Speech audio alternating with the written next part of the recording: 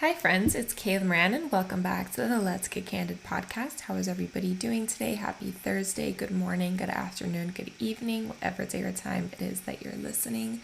So happy to be back on the mic with you guys as always. How is everyone doing? I feel like this month has already flown by, and I was wondering why a lot of my friends that are in big law or just lawyers in general are super swamped. And then one of my best friends was like, it's the end of quarter two. And I just want to know, how are we already almost halfway through the 6th month of 2023? I cannot fathom. I don't quite know how we're already going into Q3, but it's my personal favorite time of the year. I love September, October, November, and that is Q3 going into Q4. So we're getting there. The summer months are here, and while I'm sad that I have no summer travel plans in the works, I'm really looking forward to see if anything does come to fruition or does, surprise me, and to see where summer takes me, because I feel like I've been talking about this recently, but I have a really good feeling about summer. And actually, my second suite of the week have a lot to do with, at least my suite of the week has a lot to do with my summer. Have a couple suites this week, but let me see, do I have any sucks this week? Honestly, I really don't think so, other than the fact that my ankle is still swollen and I'm exhausted from the week before because there was so much going on, but all of it was so fun that it was worth it. So I'm just tired, but other than that, honestly, I really don't have any suck this week, and I have a lot of sweets. I got to go to Miami Swim Week. I had gone in 2021, but I didn't get to go last summer because of the bar exam. So I was really excited that I got to go this year. For some reason, it was split up into two. It's normally in July, but they did part of it in June, and some of it is going to still be in July. So I got to go to a few shows during the June part of Miami Swim Week this year, the Paraíso Miami Beach Swim Week shows, and all thanks to a couple of PR companies here in Miami. And it was just so much fun. Got to meet people, run into people from college that I haven't seen in years, make new friends, get all dressed up, go out with the girls, and just have such a fun time. I've honestly never spent as much time on Miami Beach as I have in my life as I have in the last 6 months. But ever since I got a Soho House membership, it's just, that's where I want to be. I want to go co-work from there. I want to go hang out at the beach. I want to just go have fun. And swim week was the perfect time to do that. I got to go to some fun restaurants, got to have some drinks with friends, and just getting all dressed up. It was a mission to find an outfit. The 2 nights that I went out, I was supposed to go out for the Sunday night too, but I was just so dead. My feet were about to give out on me on Saturday night, so I just couldn't do Sunday too. But I had a lot of fun on Thursday and Saturday, and I went out Friday with some friends too, and it was just the most fun, exhausting, but in the best way weekend. And I got to go to a networking event on Wednesday as well. So it was just, and Tuesday was my brother's birthday, so I literally went out every single night last week. And then, because Monday I went to go see The Little Mermaid, which, by the way, great movie, 10 out of 10, recommend, so good. It's very, very well done. So literally went out every single day of the week, including Sunday. I didn't go out, I didn't put makeup on, but I went to my grandma's house and got dinner with her, and then went to go see some friends of hers. I visited them with her. So I was a busy bee last week, but it was honestly so much fun. I love that I have this energy and excitement for life and opportunities and just going with the flow.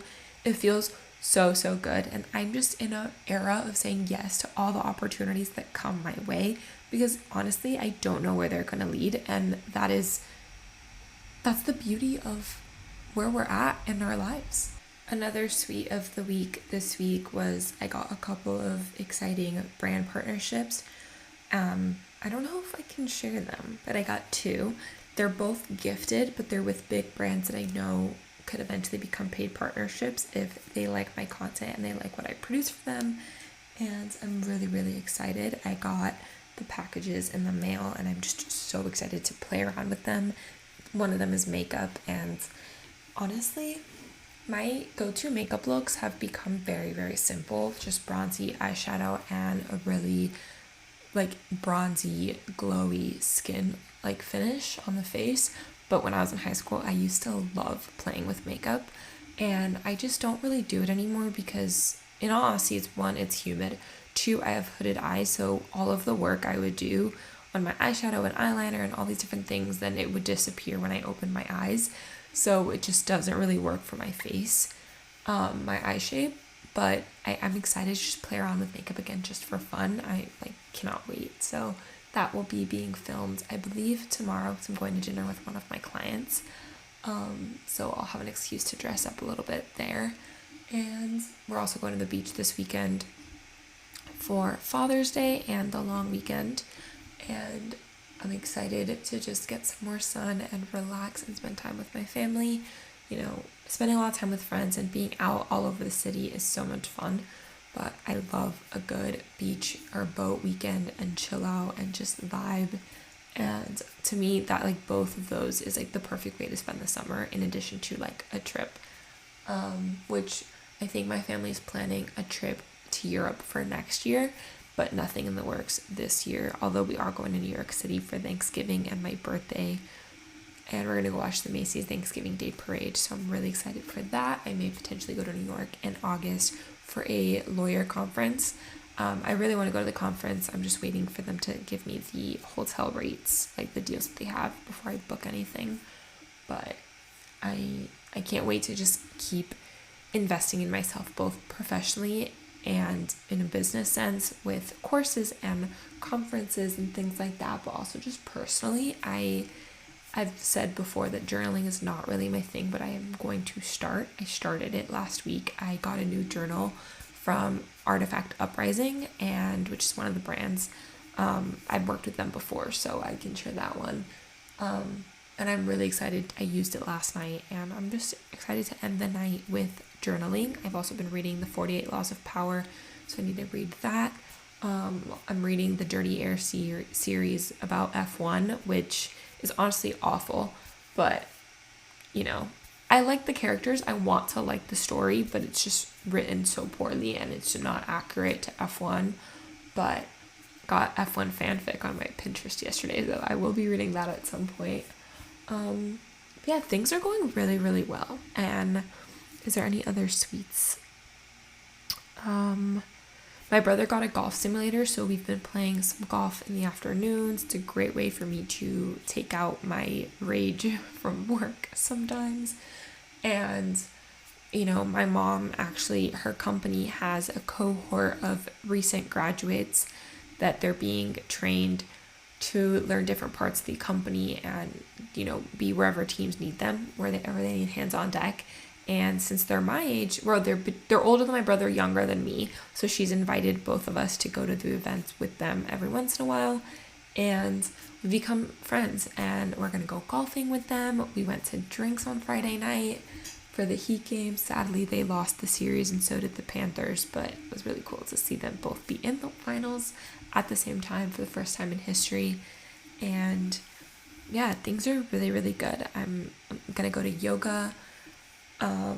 Actually, well, if I'm going to dinner tomorrow, I can't go to yoga, but I'm really looking forward to doing more yoga classes. There's a lot of free yoga events in Miami nowadays, so I'm excited to take advantage of those. And I feel happy and light and free and good, and I love this feeling.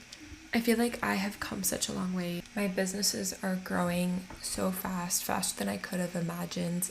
It's been almost a year since I've graduated and started these businesses, and to be honest, I had no idea that I could be where I'm at today in such a short amount of time. And I have so many goals, so many things I want to do, but I know I can get there, and I have the right mentors and friends and support system behind me, and that's all I could have ever asked for. So things are really, really good right now. And speaking of being my own boss and business owner and growing a business and support and doing all of these things that scare me, but I know are the absolute best thing that I could have ever done for myself. I'm super excited to have Amber Sabri on the podcast this week. She is someone who I think is like my age or a little younger, and she has her own PR agency after growing up wanting to work in fashion and doing internships in PR and media and events and all of this experience. She knew that if she wanted to have the career that she knew she could have in her head, she would need to go off and do it on her own.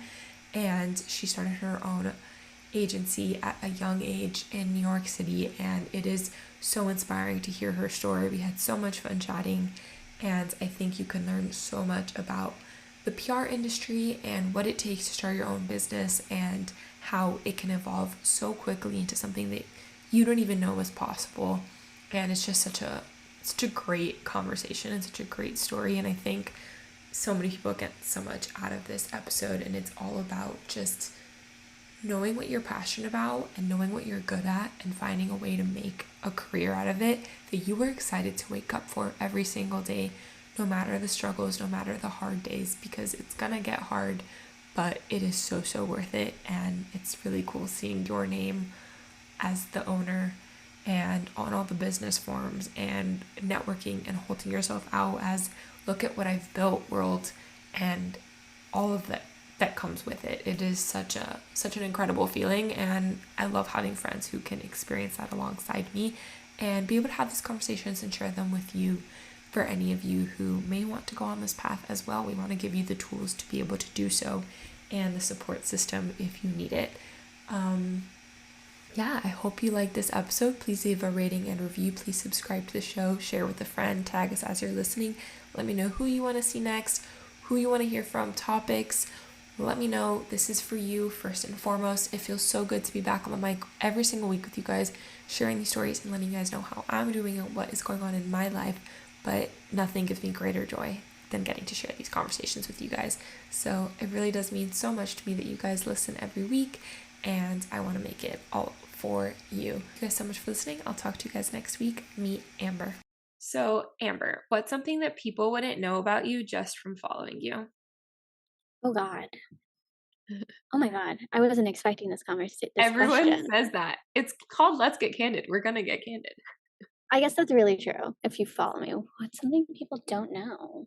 I mean, yeah, my hobbies are watching reality TV and then like social media, but like not to be a content creator, but just because that's my creative outlet. Maybe that's something. People don't realize that my Instagram, TikTok, although embarrassing presence is actually like my creative outlet hobby. I've always been a creative person.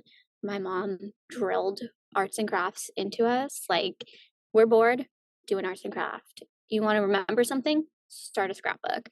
So, Instagram kind of started as it was my Finsta in college, actually, because everyone was always like, well, you got to post like the Instagram worthy pictures. And I was like, well, I just think this picture is cute.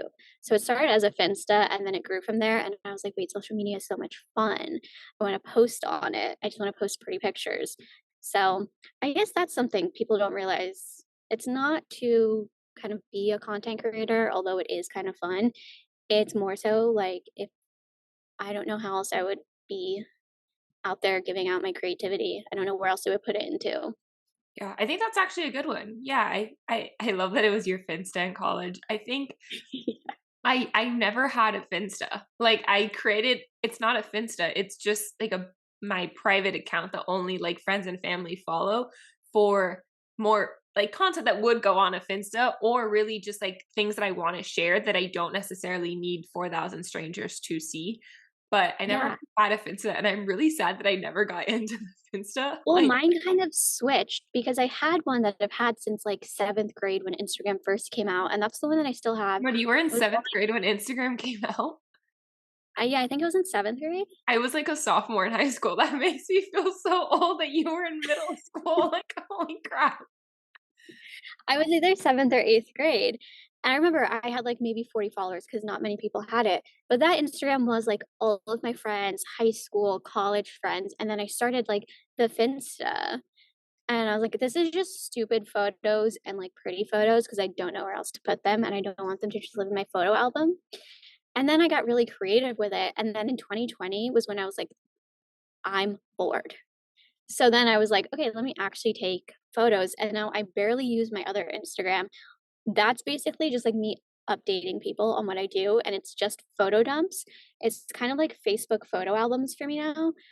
What we did when we were in like middle school of like, oh, you're hanging out with someone, here's an entire photo album for your Facebook page. That's my personal Instagram. I love that. Sometimes I do that too. I love a good photo dump. I've noticed, and I talked about this a lot recently on the podcast, like if I'm doing really well, I tend to not take out my phone to take Mm-hmm. pictures. So like you really won't see anything because I was in the moment. And that was one of my big intentions for the year, was to be present and in the moment. So I think that is working and I am doing that, which is good. But then I'm like, damn, I wish I had pictures to post, but I really don't have pictures to post. Um and like I want to get back into creating content for the fun of it. I was struggling so much with, and actually this is a good question for you because you work in PR, but I was struggling so much with like, do I create an Instagram account for my law firm or just promote it on my personal page? Because it's all gonna come from the people I already know.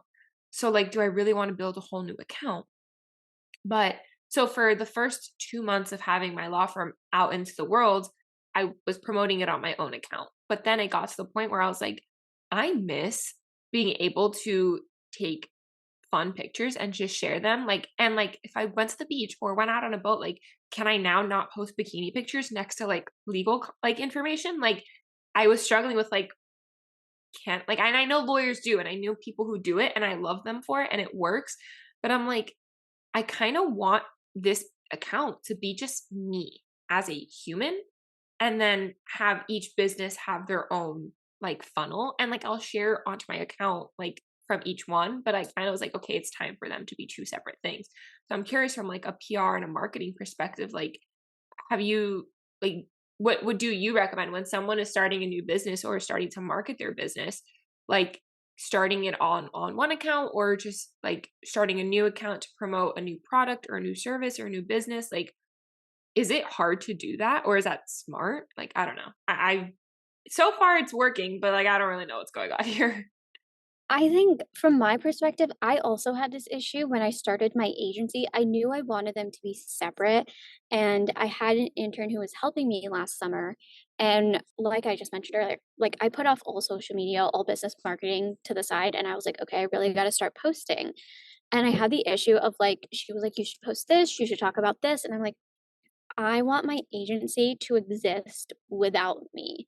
Yes, I am the founder. Yes, I run it. Yes, I am sort of forward facing. You know that I run it. My name is in the bio, but I don't want it to just be like, here's my experience. And I think that works for some people where they have such a good personal story with their brand, whether it is an agency or like a product business, they can operate. I think it really depends on what the brand is and what you want the identity to be. So for me, I was like, they're definitely going to be separate. I will post things on my personal Instagram of like the cool things that we did. We went to South by Southwest. I made it a collaborative post so that you could see it on both of our profiles. But that was an agency thing. And then when I do like events or if I have like or press placements for my clients, that's only on the agency. I will make my post if I went to Fashion Week, I had my own personal post of like my outfits and like the cutesy, the fun stuff there. The business stuff lives on the agency because I just wanted it to be separate. I wanted, like you said, I wanted to like be able to still have fun with it without my entire personality to be my business because I already don't have hobbies besides my work that I need something else out there. So I think it really depends on the person's brand and what they want to do with it. How do you want to be involved with your business? How do you want to represent it? I think that's a great point. Yeah. I've always said I don't want to be just a lawyer. I want to be a person and I want to eventually be a wife and a mom and a friend and be a philanthropist and travel. Like I want to do all these different things. So I think it was all along the right move to make it a separate account so that I could show my main account be me doing all of the different things that I do and then having an account for each business and really prioritizing and focusing on what that business is doing. But at the time, it seemed so daunting to have another account to run. And like, I just don't have the bandwidth to market myself Mhm. and these businesses. So it's like, oh my God, it's another account to maintain and content to create for a different account. And I know that that'll be my probably my second hire would be my first one being an assistant, second one being someone to manage socials and create marketing content for my my accounts on for each of my businesses because I can't do it all. Like, yeah, it's really hard to navigate the admin side of the business, like working in your business and on your business. I enjoy working in my business, but on it, like the admin stuff is, I enjoy the processes and the systems and building it, but the marketing is just not really my thing. It's just, 100%. And I think that is something that a lot of people who, like us, didn't really anticipate entrepreneurship in our futures, didn't really anticipate that, oh, well, we kind of have to do everything, especially when you're just starting off and it's your first person. You're the only person working there. When I started this agency, I was like, awesome. I can do PR all day, draft the pitches, send the emails, influencer campaigns, plan the events. But then I was like, oh shit, gotta do finances for the month. Oh, gotta make sure that I have enough for my taxes to pay quarterly. Oh, gotta make sure I'm doing business development and business marketing, make sure my contracts are all tight, sending out invoices. So you really do. It's such a cliche. You wear so many different hats as a CEO. It's not until you're able to build out a team where you can have a social media person, a business marketing person, account managers, where they can manage it all. So it's something that you don't really understand. And it's a little like, ugh, I wish I didn't have to do it. But I feel like the more you get into it, you get it into routine, you understand it, and you enjoy it a little bit more because you're like, okay, this is what keeps the wheels going. It's not just the pitches that are helping the agency, it's all the admin on the back end too. yeah.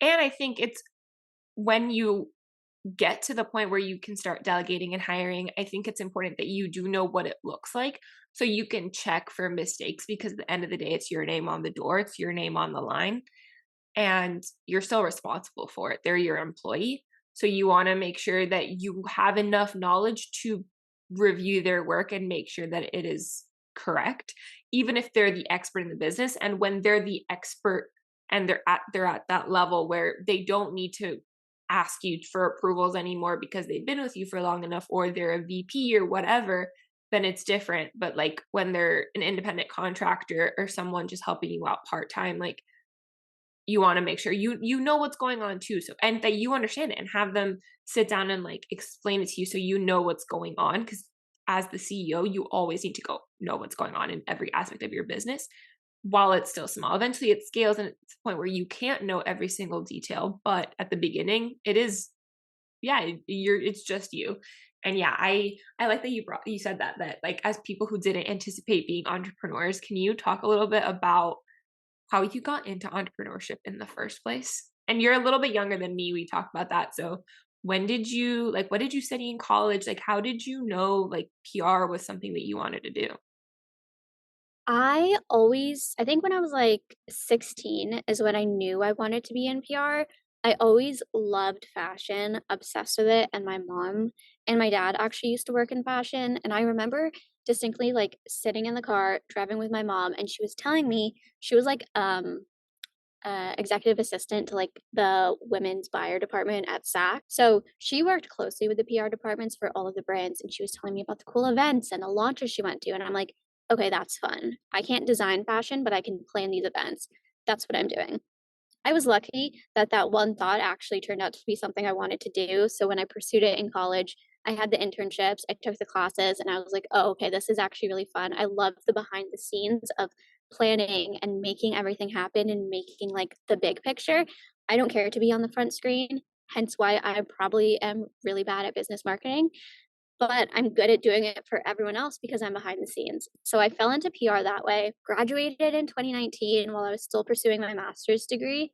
And then I had a full-time job that I worked at for a year, which was a great agency. I learned so much.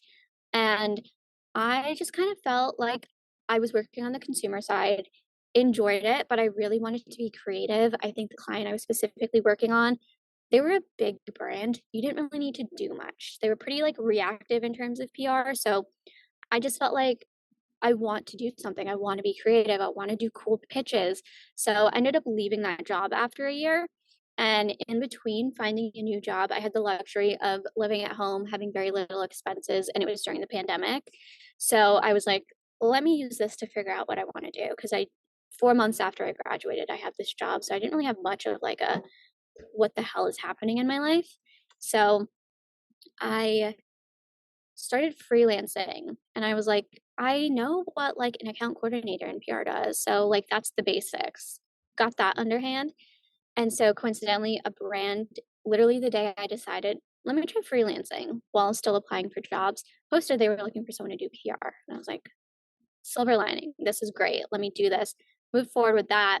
That was like February of 2021. And I ended up like continuing that on for a little while and went to New York Fashion Week with them, supported them through their first show, their pop up shop, their VIP stuff. And I made a lot of connections. And I was like, I think this is something I should do. Why not give it a shot? I'm 24, stressed out, talked to my mom, called my brother, and they're like, why are you questioning it? You can always get another job. And I was like, okay, I guess so. And I used the end of 2021 to be like, okay, let me pull together a whole list of people that I could reach out to. Let me get my invoices in order. Let me get my contracts in order. Let me make sure that the LLC is set up. Let me get a website going. And I basically gave myself a deadline of October 1st to officially launch and December 31st to get all of my eggs in order. So January 1st, I can just hit the ground running. And that's kind of how the agency happened. I just kind of like forced myself into it and was like, I guess so. Never anticipated this. Always thought I would work up the corporate ladder, 10, 15 years, be in PR, get bored of it, and then either open up my own agency or get my teacher's degree and become a kindergarten teacher. Did not anticipate becoming an entrepreneur at like 23, 24 years old. Yeah. Wait, I want to talk about the kindergarten teacher part for a sec after this, but like that's so random and like very different. But I think it's really cool that you like what you said of like you said that's what you wanted to do as a kid and that ended up being what you were doing. I love that because when we really there's so much talk now about inner child work and going back to your inner child and like this whole wellness phenomenon. And if we really think about it, our inner child is the most pure form of ourselves. They know what they want. They've always known what they've wanted, except society started telling them that they were wrong or they shouldn't do this or that or whatever. And that's how we get to where we are now as adults. But if we start, peeling back the layers, when we get back to that inner child, like a lot of times you look back and realize that what you wanted to do when you were a kid has somehow manifested itself into what you're doing now. And so I love that you were like, yeah, it worked out for me. Like what I said I wanted to do is what I'm doing now because I can say the same for myself, but I never would have known that like when I Yeah. was 5, 7 years old. And I think that's really, I love that note. But, also really funny is I think in a past life or in my next life, if I didn't do like someone asked me a while ago, like if I didn't go to law school, what would I be doing? And I honestly don't know. But I do think that in a past life or in a next life or an alternative career that I could have had because I enjoy it is PR. I think I would have been very good at it and I think I would have enjoyed it a lot. And it's funny looking back at a book I used to read when I was in middle school. One of the characters, like she was a supporting character in the series. I talk about this book a lot, The Keaton Chronicles by Gillian Dodd. And the girl goes to law school and she Really? decides to be a publicist. Instead of pursuing law, she becomes a publicist.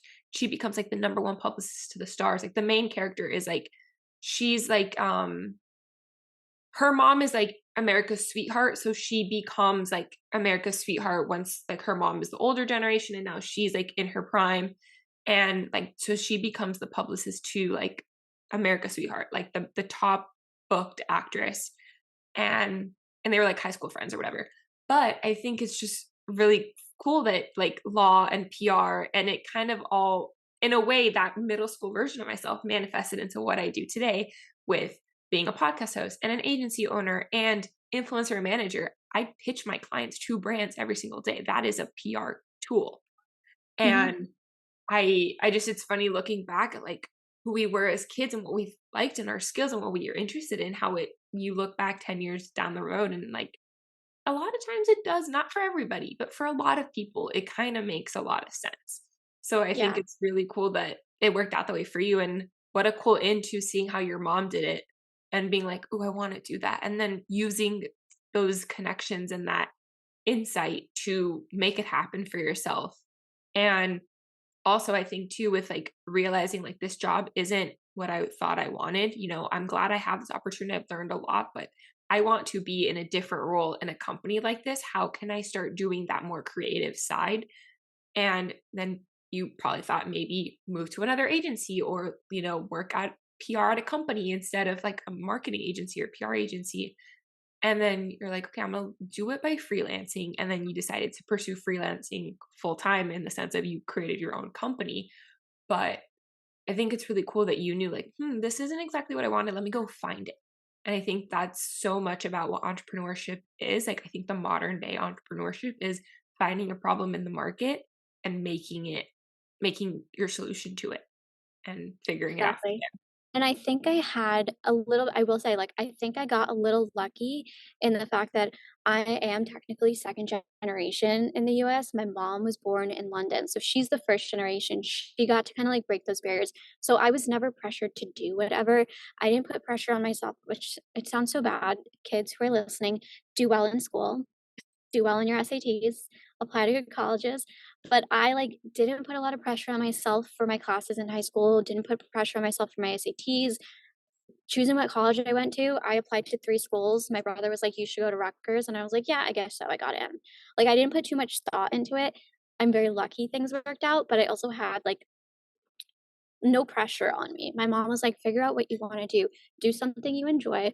Obviously, she's like, "I want you to make money so that you can be successful and have a nice life." But I had the luxury of she's like, "Yes, quit the job. Yes, start the agency. You can always go back to this. You have this buffer." And when I do look back on it, I'm like, when I was little, I my mom threw these extravagantly themed parties. I always loved throwing parties. I threw dinner parties for my friends. There was always a theme. There was always music and a menu, and there's so much thought behind it. And now I'm like, I work in PR, and I'm like, okay, guys, let's plan an event. Let's invite these people. Let's curate the guest list. Let's curate the menu. That's the Let's part I make think it I do would that. love, like the event part of it and like It is my themes. favorite part. I And I'm oh, like, oh, it's because 5-year-old me had the coolest princess party, and she's just kind of recreating that 20 years later. that's so cool. I want to get back to what you brought up. You thought you would go up the corporate ladder 10 to 15 years down the line, you would either start your own thing or become a teacher. And it's funny Yeah. because offline we were saying like I literally had just said like so many people go that route. They think like, you're going to work up the corporate ladder and then that's it. Like that's the pinnacle or you go off on your own. Um and they don't really think of other ways to do that you could start it off the way you did, like finding a need in the market and making it happen for yourself. But then your other alternative was becoming a kindergarten teacher. So I want to know, why was that your other option? Like there was no other options for you? So, from about 5 years old up until I was 16 and learned about PR, I was like, I'm going to be a teacher. I love kids. I love kids to this day. I had the best kindergarten teacher that just like to this day, I'm like, she was so incredible. I love her. My mom still And talks to so my kindergarten teacher, but I literally don't speak to her. It's weird. I don't talk to mine either. I moved like 10 times in my life, so I have no relationships with any of my teachers. I don't think they understand the impact they've had on me, but I always wanted to be a kindergarten teacher. I loved kids.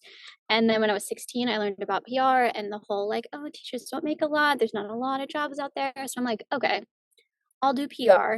I'm very aware of myself where I'm like all or nothing. So I'll go in on something, be obsessed with it. And then once I'm done.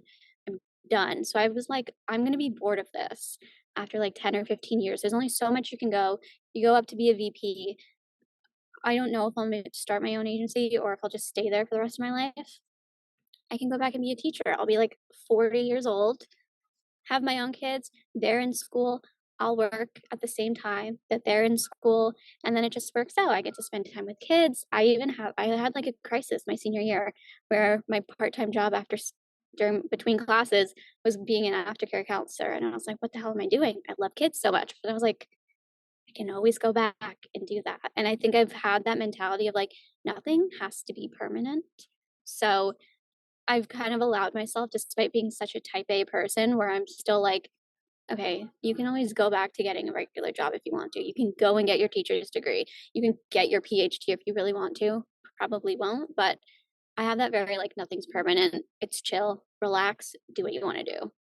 I love that. I love that nothing is permanent, because it's very true. And you know, you talked about being second generation and your mom really not putting that pressure on you to have it all figured out and have the pedigree and the career, and you know that she really wanted you to do what made you happy. And yes, she wanted you to be successful, but she allowed you to shape that path for yourself. And I have to say, I'm first generation. I was the first one born here.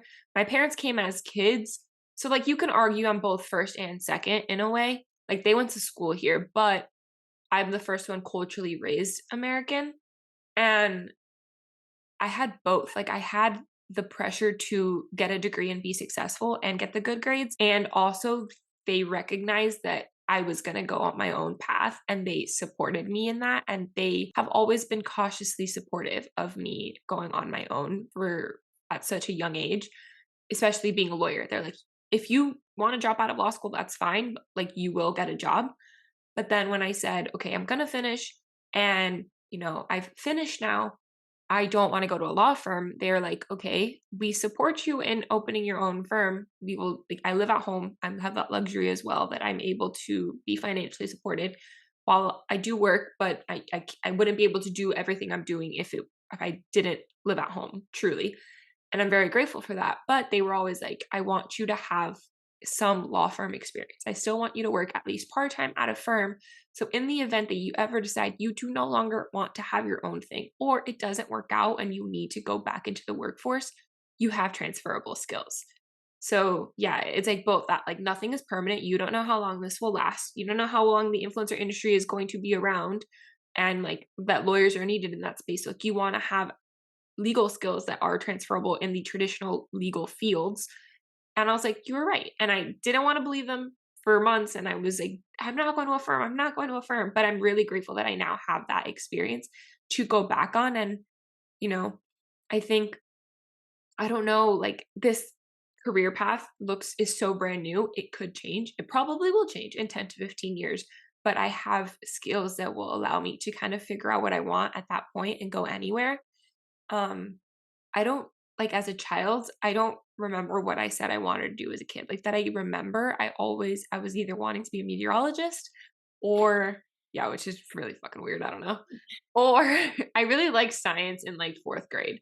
Like 4th grade to middle school, I really like science. Beyond that, I didn't like science. And then it was a lawyer. All of a sudden, I became a lawyer.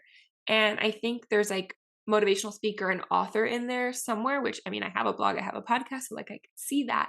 But I think truly, like, publicist, like PR, like marketing, event planning, like deep down in there could be it. But like, I don't know what I would do if it wasn't this. But yeah, nothing's permanent. I don't know where it'll go, but at least I have transferable skills. And I think it's really cool that you recognize that too, like that you don't know what is going to happen, but you have options, and like you're getting back to your roots and what you truly have always loved. And those were your two things. And you're like, if one doesn't work out, I have this option, and like I will be satisfied and happy in that. And I think that's super important, because so many people get to that point of like, okay, I've been here for so long. Like, what's next? Like, what do I do now? So I think that's really cool that you have that. I think another facet is of the entrepreneurship world is knowing how to pivot. So yes, like you said, you have these transferable skills because you're having this experience at a law firm, you're exploring other options, like you're kind of covering your bases and exploring what you like. And that's what I did. I tried out social media, didn't really like doing that, loved PR already. So I'm like covering my bases. I know what I'm good at in terms of like teacher, business world, PR world, regular just interests. And even now, I'm even taking a look at my agency and I'm like, should we pivot what services we offer? The world is always changing. Like you said, you don't know if influencers are going to be around in 10 years. Who knows if traditional media, that whole landscape is changing. Maybe it's not as relevant as it is. For now, we've pivoted so many of our clients into doing a lot of podcast guests because that is so much more of a return than traditional PR. So like knowing when to pivot, knowing when to lean into some other interests that you've had or some ideas that you've explored, and just nothing's permanent. You can test it out. If it doesn't work out, okay, go back to what you were doing. I think that is an idea that a lot of entrepreneurs already have or learn to adopt when they start off, because they realize, how do we keep it going? How do you keep the lights on? How do you keep your interest going? Because things can get boring. Like I said, I thought I was going to be bored with PR, but I'm pivoting. I'm learning what else I like. I'm tapping into other facets of the PR, media, social media world. It's all about pivoting. Yeah, I love that. You brought up a couple points that I want to touch on. So I think, yeah, most people, I think that's also why entrepreneurship has become such a like hot topic lately, is because people get so tired that industries are so traditional and they're not willing to pivot and try out the new thing. And I love that you started recognizing like, okay, podcasts are the new marketing tool. Like over traditional paid written media, let's start getting my clients in that realm and start putting themselves out there that way. So what are like the traditional types of media? Like when you were studying PR in school, like were you guys taught anything about social media? Like how have you learned about like the marketing trends and like PR trends and how to kind of do that pivoting of, traditional paid media like magazines and newspapers? That's not necessarily the best use of marketing money. It is still powerful, but social media and podcasts are the 2.0 version. So how do you balance like one for your clients, like budgets, like focusing on one versus the other, and also like how do you know which trends to focus on? Like what did you study versus what is actually happening now? So I gotta say, this is not a knock to Rutgers or my education, but what I learned so I majored in communications and political science. I thought I wanted to be a lobbyist as well. Like, Oh my god, so wait, so did I. I was a poli sci major, then became my minor because I wanted to be a lobbyist at one point in high school. That's so I'm funny. like, that's political side of PR. So backtrack. So my specialization was in PR. So I took all of those PR classes. My professors were really great and they had really great experience, but they had the corporate experience, corporate communications and a PR agency, very different operations. So, like, I learned how to write a press release. I learned about the history of PR. I understood how people communicated. I took like an argumentation class where you learn how to debate and all of that. But everything that I know and everything, the way that I structure my agency and the whole entire business operations is based off of the 4 different internships that I had. I had one internship at a, like, traditional, like, it was called PR consulting, where they just had high-end fashion brands, so I learned how to deal with stylists and sample pulls and New York Fashion Week and Okay, like marketing. side note, I wish I would have done like PR in college because that sounds like my dream. Like I I also love how you called lobbying the PR of politics because it's exactly what it is. But this exact what you just said, like the history of PR and argumentation and learning how to debate and like oh man, in a past life, if I could go back. Continue. But that's the thing, is you could always go forward and do it if Yeah. you really wanted to. But so that agency taught me all about that, and then I moved on to 2 boutique agencies that were like teams of like 5 or 6, and that's where I learned how to write pitches and pull images, send samples out, do our own media research, which was literally just like us scrolling through Birdie, Pop Sugar, all of the top publications, seeing what stories were relevant, what themes were on topic, how our brands fit in, and kind of going that way, learning how they operated. If you look at my, like, the way that I organize like our Google Drive folder, how we send pitches, how we do everything, I've pulled the little bits of things that I liked from every agency I worked at and I combined it into one, because I learned so much there. I didn't learn a lot in terms of business operations and PR in general at school, but through experience and trial and error is really what I learned. And I think me already being interested and constantly, I'm already signed up to all of the newsletters at all of the big publications. I'm still subscribed to as many magazines as I possibly can that are still around. I'm always scrolling through social media, Twitter, Instagram, everything. So I've kind of already been immersed in it. We're learning about what the trends are. Should we pivot to podcast? Should we do this? Should we do that? just my organic interest helped me out where I'm like, okay, I think this is kind of a good move. Let's try it out. Again, nothing's permanent. Let's try it out. Does it work? Are we seeing a return? Is this a better investment for our clients? Because we work with small business owners. So as much as I want to make much money as possible, I want them to get the best return on their investment. So I'll tell them, look, traditional PR, great for credibility, brand awareness, podcasts, great, but you can probably get more, like a bigger bang for your buck there because it's so saturated on the traditional media standpoint. So my organic interest and just like testing things out has really what has helped keep the company afloat and keep moving and testing things out and growing because I've already immersed myself in this world. Yeah, 100%. I think it's really important what you said, like the schooling aspect of it, like your degree gave you the foundation, but it was the internships that gave you the hands-on Mhm. experience that you still use today. It gave you the tools and the resources.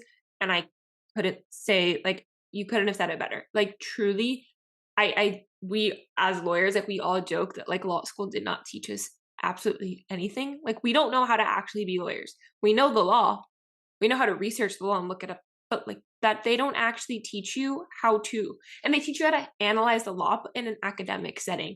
But when it comes to actually explaining that to your client and the client relations and the people management and deadlines and time, like it teaches you time management because you have to, because you have limited time and a lot of work to do. But like how to actually run a law firm or operate in a law firm in a hierarchy, like that is not taught. Like you learn that in practice by working at a firm and figuring it out yourself.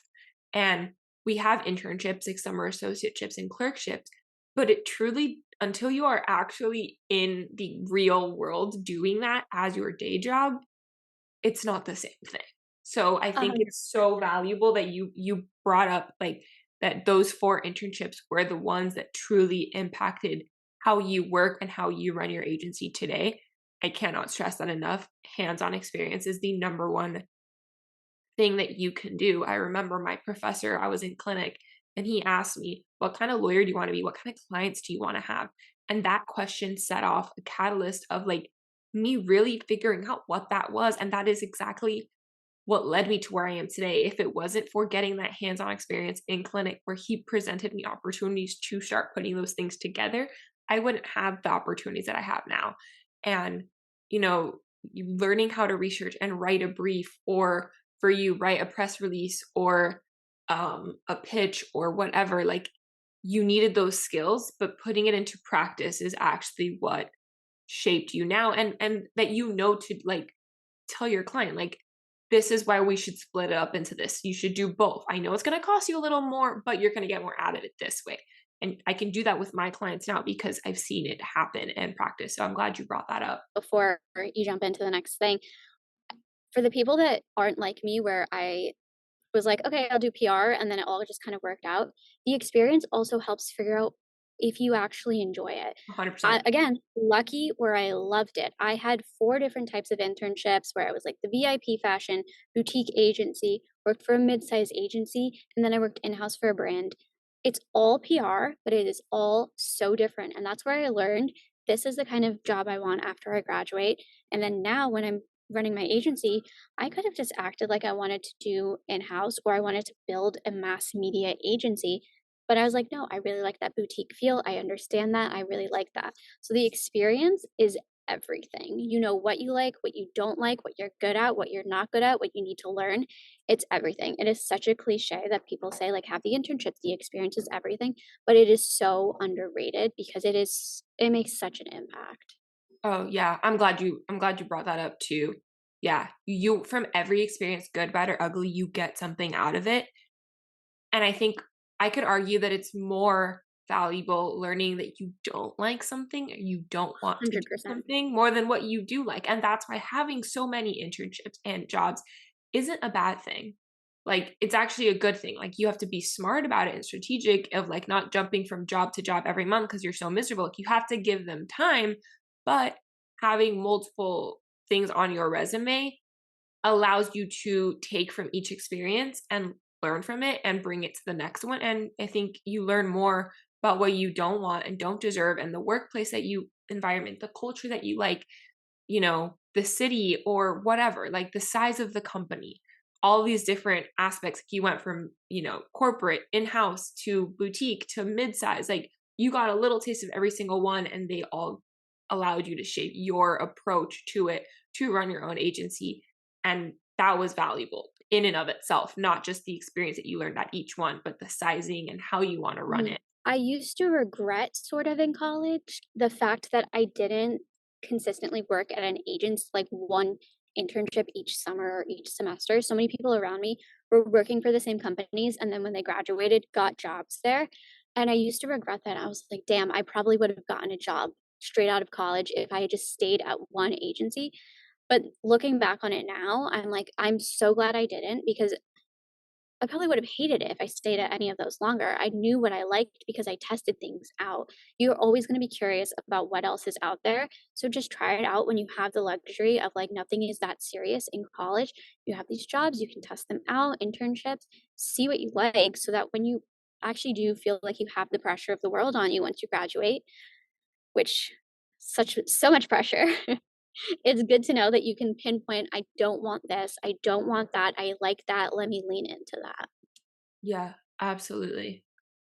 I was gonna ask too, what like I think your answer is probably going to be events, but what do you offer at your agency and what is your favorite offering? And how did you come So up with them? I I started off really just doing like traditional PR and influencer relations. That's what I knew, that's what I was good at. And then we pivoted a little, more so expanded than pivoted. So now we offer traditional PR, which is like the regular like digital print blogs, TV segment kind of pitching. We do influencer relations, campaigns, gifted, paid, everything under the moon there. We have digital marketing, which is all the social media stuff. We do events and we do there is one other thing. Brand and launch strategy. So a brand that's looking to get started off or if they're in the process of a rebrand. And then I've also pivoted a little bit further where I offer business consultations for people who obviously I'm like 2 years into this. I don't know everything, but I'm good at helping people who were where I was 2 years ago or who were 6 months ago, a year ago, helping them out. So I do business consultations. I do my own creative consultations for other people because if they're stuck in their social media rut and they're like, what the hell do I post? How the hell do I grow? That's where I come in. And then for anyone who really just can't afford our services, but I want to help them as best as I can. I do like kind of like a brand narrative and a pitch. So it's like a 6 week thing where I help them figure out like their brand messaging, their bio, and I draft them like two pitches. One's like a brand pitch and one's a product pitch that they can obviously edit and they can do their own PR for the time being. So they're like at least like set up to a point where they can run it until they want to come back to me. So we have a lot of stuff that we offer. So I'm just trying to help as many small businesses in the best way that I can, really. I love that. I think I like that you expanded over time to be able to touch different people at different stages of the business. And that's I would love to offer that the business consulting, like how you said, like I'm only 2 years in, but if I could help someone that was where I was 6 months ago to get to where I am now, like I want to do that. I am the same way. I would love to be able to do that. And I think little by little I am starting to do that. A lot of law students and pre-law students come to me and I'm just like, I don't want to charge them because they're students, but also like that's a viable business right there. And I really want to offer that more. But if I'm going to take time out of my day to do that, then it does need to become a business. So I like that that is an offering of yours. That's something I definitely want to start thinking about adding to my repertoire as well when I leave my law firm job because I can't take on anything else. But I like that you expanded your offerings over time. What did you start out with? And then how did you like it's only you said it's only been about 2 years and now you have so many offerings, like, what do you yourself particularly handle? Like, what did you start out with and, like, hiring and delegating to be able to offer these services? So it started off, like I said, with traditional PR and influencer relations, and then it sort of evolved into events was always there, but a lot of the businesses I worked with weren't really in the budget to do so. So it was an offering, didn't really tap into it until in the past like 6 months or so where we really leaned into it more. The first expansion was to podcast PR because I kind of recognized that a lot more people were leaning into that. People were starting podcasts, and I was like hearing from other people. I believe you had her on your podcast, Scout Sobel. Yes. She talks about how the power of podcasts. And I'm like, okay, that's something I want to give to my clients. Let's lean into that. So that was the first thing that we expanded into. And then I want to say about 6 or 7 months in, it kind of got to a point where I had a lot of small businesses reaching out to me. And I was giving like smaller rates and I was really negotiable with my fees. But then there was a certain point where I'm like, there's only so much that I can give, where I need a different option, where I still want to help these people, but at the same time, I also need to make money, obviously. So that's how I kind of expanded into the business consultations as well as like the brand narrative pitching, so that I can help them out, give them as much help as I can. The consultations are like hourly consultations, kind of like pay as you go, pay as you need, really. And that really started to take off in July. And I've worked with one girl now since I started that offering. And we're in the process of building the coolest thing ever for her business. And I am so excited for her. So that was the first one. And then more recently, in the past like 2 or 3 months, I started off the creative consultations because I found a lot of my friends reaching out to me and being like, I need help. Like, I'm kind of stuck. I need some ideas. What should I do?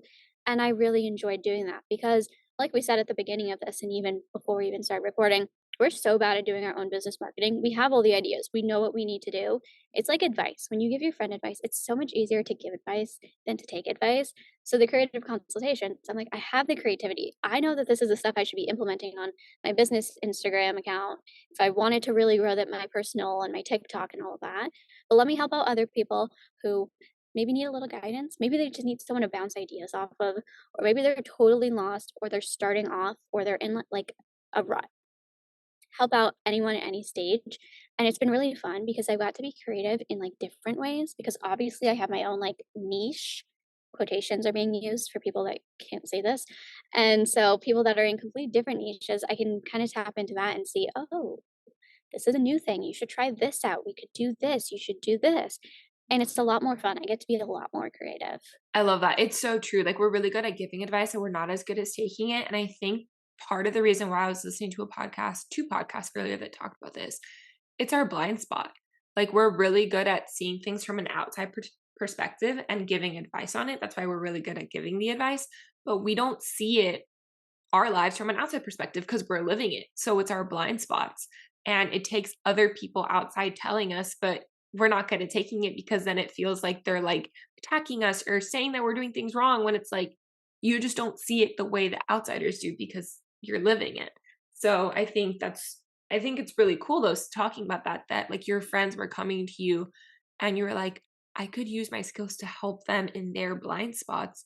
And I can add this to my business, but I'm helping my friends, helping them succeed and reach their goals. And it's a mutually beneficial arrangement. And I think it goes back to what I said earlier. Like, when you find a white space in the market and you're like, I could use my skills to solve this problem, that's what you're doing for your friends. And it's even sweeter that it's your friends and that, yeah, you get to make money off of it. Because at the end of the day, a business needs to make money to be profitable, but you're doing it because you genuinely love and want to do it. And I could say the same for myself. Like, it's hard to do what I'm doing, but I'm able to have the career that I have today because I get to combine my different skills and passions. And when I want to try a new product or service offering out, I can add it to it and figure it out, versus if I was in a traditional law firm setting, I would be a lot more limited because that's just, there's a system and a process in the way it's done. I love that I get to build that system and process out for myself. How do you, if like for someone who's just getting started, you started off freelancing and now you've grown it so much, pricing, how do you figure out what to price your services at? And have you raised your prices?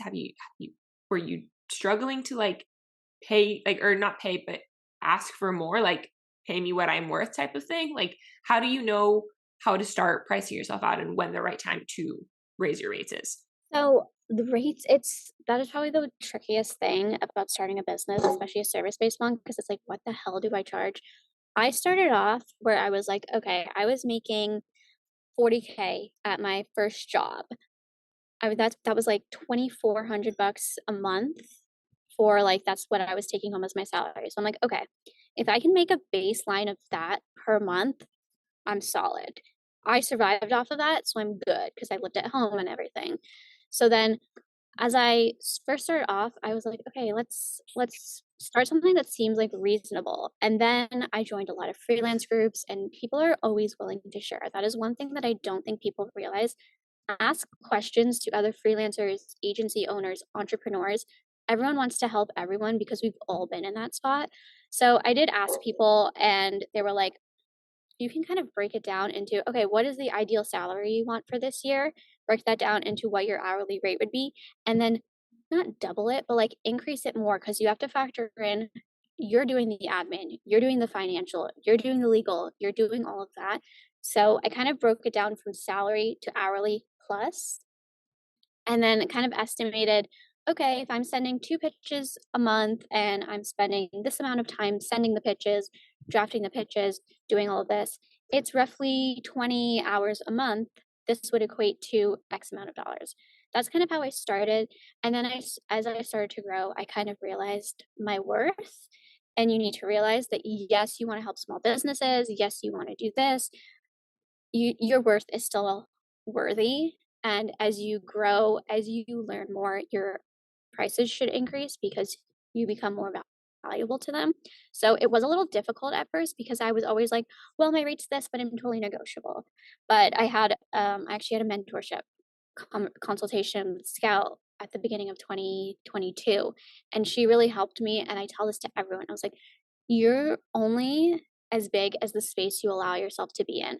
So if you're saying that you can only charge $500, you're putting yourself in a $500 box. If you put yourself into a $3,000 box, what you want is going to come to you. As soon as she told me that, it just clicked. After that conversation with her, I was like, okay, let me increase my rates to, let's go up a couple $100. That seems like not a huge jump, manageable. I was worried no one was going to come to me. Everyone's going to be like, why are you worth that? Blah, blah, blah. No, as soon as I was like, I'm worth this, I'm going to set my rates to this, people came to me, no questions about my rates. So you just need to kind of have faith and trust yourself and have confidence in yourself that the right clients, if you're in a client based business, are going to come to you and not question you. If people are giving you a little bit of a hassle or questioning your worth essentially based off of your rates that you give them, it's not a client you want to work with. And that's something you definitely learn along the way. I put up with a lot of clients that were like, well, what about this much?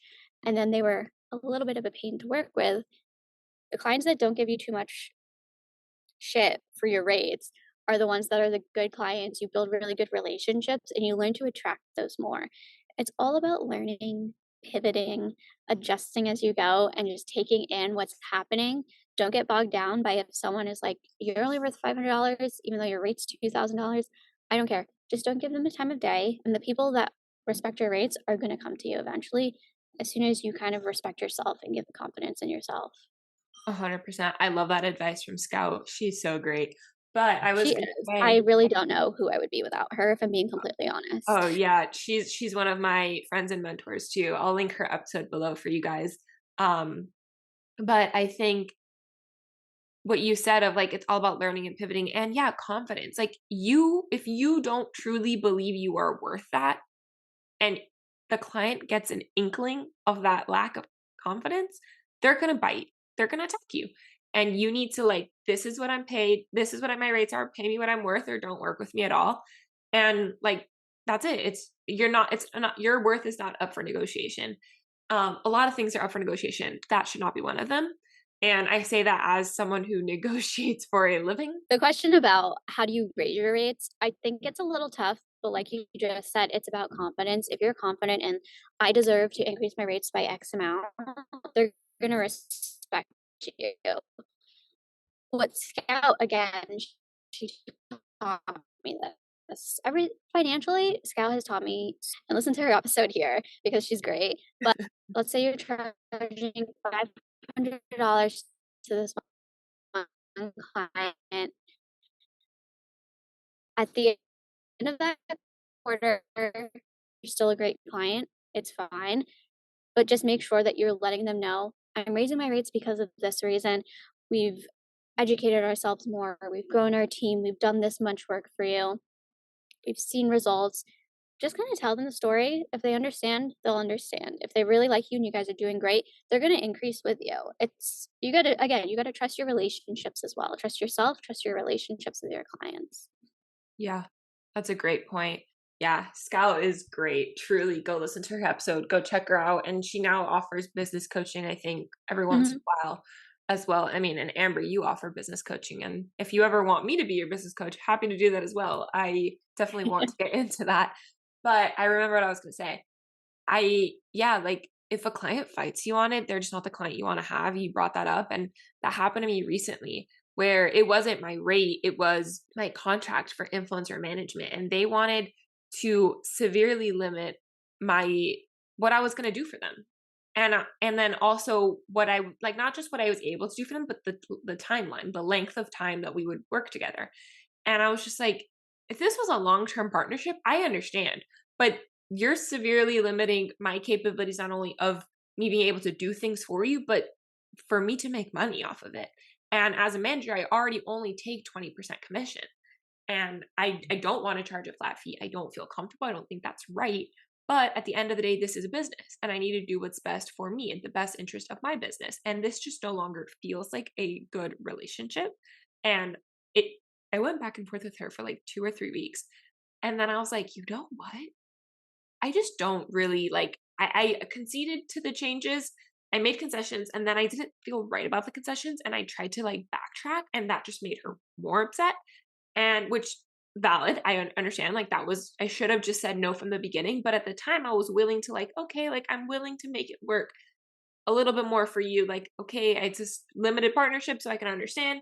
But then it made sense, or not limited partnership, that's a legal term of art, not that, like our relationship.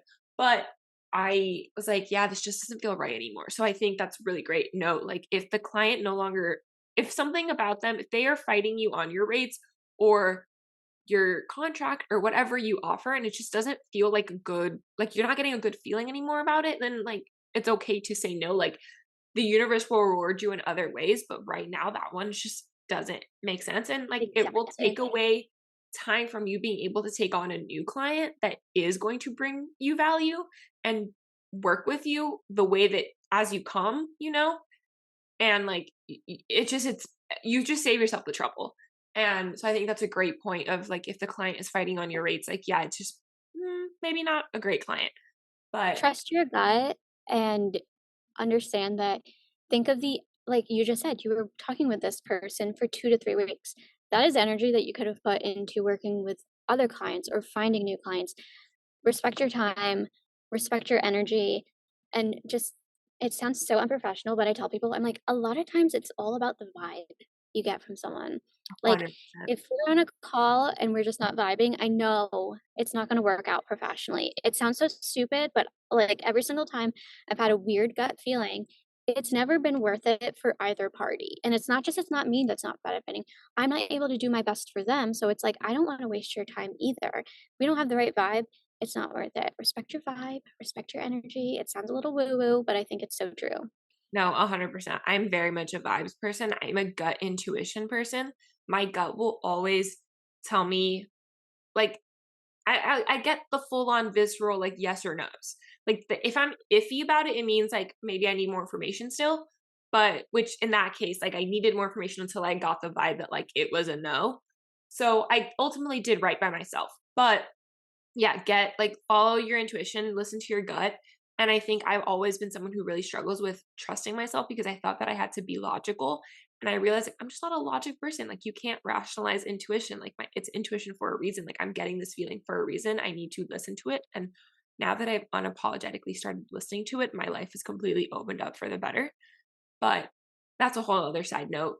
Talking about clients, like how did you know, like what was your ideal client? How did you develop, like who were your ideal clients, pitching yourself to clients to work with them? I mean, you pitch for a living, but how do you get your clients? Like how do you find them? What are you looking for when you're picking out new clients? Or like let's say 3 came to you that week. How do you, and you can only take on one more. Like how do you, and they're all very similar. They're in different industries, but they're pretty like what you would be doing for them are very similar. The money wise isn't like that much. Like how do you know which client to go for? Like what do you look for when choosing a client? So the clients that we work with, at first we started off kind of just doing these services for South Asian brands, but then as I was reaching out to brands when I first started, I was like, you know what? I can support minority owned brands, basically anyone that's underrepresented, female founders, minority owned brands, anything that falls under that, that's who we want to help. And we really want to help small businesses because they are not given the platform that they deserve. There are so many incredible small brands out there that you just don't know they exist because we're seeing the same 15 brands regurgitated over and over to us in the same magazines and podcasts and everything like that. So when I first started, I was looking for minority owned brands and female founded brands, literally just searching through Instagram. I originally started going off of working with fashion, beauty, and consumer brands because that's where a lot of my expertise was from my previous experience. And then since have expanded to basically anyone who falls under that umbrella of minority or female owned, just because our team has expanded, where our knowledge is a little bit more expansive and we've learned a lot more over the years. So deciding on what client to take on, again, if money is not the issue, if they're all kind of the same, it goes off of that vibe. If I think we can do a lot with you and you're willing to take on our ideas, we like to think big and then come down to look at the budget, what's feasible. We'll plan for something that's $1 million and then we'll bring it down to your $10,000 budget, but we want to think big. If we have a client that's like, yeah, go for it, super chill, just trust us, that is a very big deciding factor. If we have a client that's like, I'm not sure, like, what's the budget? What's this? We are very, very big thinkers at this agency. We like to think big. We like to do cool things. We want to make an experience. And if a brand is on the same vibe as that, they're perfect. We're going to work so well together and we're both going to thrive. If they're questioning it, it's not that there's anything bad about them. It's just that I don't think our thought processes and our operations are going to match well together because we want to go big and we want to explore, we want to experience things. And they obviously, it's their business, it's their baby, they're investing their money in this. They're a little bit more hesitant. And I completely respect that. But the way we work is we work well with people who are like, okay, let's give it a shot. Not that we're like taking risks and like asking you to spend $1 million on this really cool experience. We are very logical and respectful, but it helps when we work with people who have those big ideas and really want to build their brand and they're like, this is where I want to be. I want to have my own Coachella. If you're thinking big like that, we're there for you.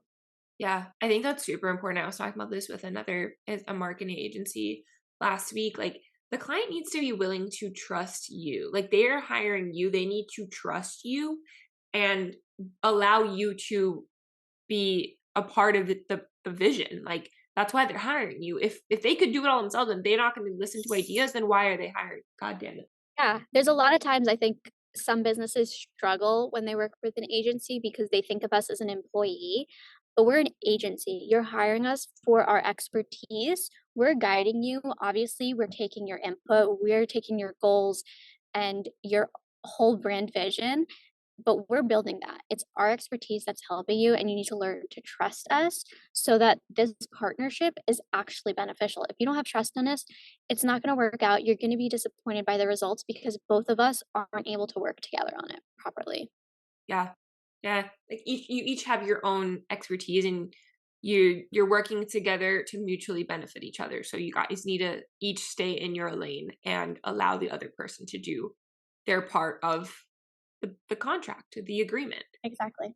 And speaking of contracts, we were talking offline of the attorney who helped you with your contracts and knowing you couldn't do it all yourself and you needed help in that aspect of your business. How do you go about that? Looking for people, like when you were going to start your business, when you were starting out and you're like, okay, I need to legally, set up the business correctly and I need to get the business entity and the contracts. And, when you start hiring people and you have employment contracts or independent contractor agreements, like how did you go about looking for people who can help you with that? Like you use an attorney. Like, do you work, was it like a one-time deal, or are you like like a recurring client of hers? Like, do you go back to her regularly? How did you know to hire those professionals, those services? Like, do you have a CPA? Like, talk about that side of the business. So again, kind of lucky, probably should have put a little bit more thought into the things I was investing in. But again, I trust my gut. So I ended up going, I was invited to Create and Cultivate to be a judge for one of their things back in October 2021. And that's how I connected with the attorney who helped me with my contract. She reached out to me and was like, hey, saw you at the event. If you need any legal help, let me know. Checked out her Instagram, checked out the website. I'm like, I mean, they look pretty legit. I love their mission. I love what they do. They're catered for small businesses, like they're understanding. And I reached out to her and I was like, honestly, I need to properly file an LLC. Can you help me out? And she's like, yeah. And she had a very streamlined process. She's like, this is what we do. This is the steps you need to take. This is how much you need to pay. Here's a breakdown of the costs. And I felt she was very transparent in everything and walked me through what I needed to know. Because I said this earlier, I think it was before we started recording.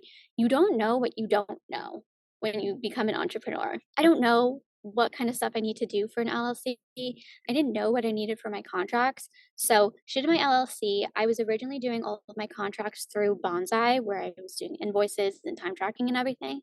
And I was like, you know what? I think I was maybe 6 months in. I will say I used Bonsai for a while. It took me a while to make the investment, but I was like, you know what? I think I really need to invest in like some good, solid contracts because I know that the ones I was using weren't super extensive. There were definitely loopholes that if a lawyer had to get involved, they would have been able to get out of a lot of stuff. So I reached out to her and I was like, look, I need contracts. I'm bringing on two independent contractors, don't really know what terms should be there. And I am expanding my business a lot more. I need some more solid contracts. Again, don't really know what should be in there. Streamlined process, gave me a questionnaire, gave me all this information. I had like free consultations essentially where I was like, look, I don't know. Like, should I work with you? Are my contracts okay? They were very transparent and very helpful. And I think that was the deciding factor in why I actually worked with them is because I felt like I was supported. I felt like they were transparent and not just trying to sell a service to me. So that's why I worked with them. I had an accountant that I literally, when I first started freelancing, I just Googled accountants near me and I called her up and I was like, look, do I need to have an LLC? Like, I don't know what I need to know. I just started freelancing 3 days ago, but I want to be prepared so that the IRS doesn't come after me. She was really sweet and she answered all of my questions. And I'm like, should I pay you? I just like took up like an hour of your time. She's like, it's totally fine. And I ended up being able to call her for a lot of like just stupid tax questions because I'm like, I don't know.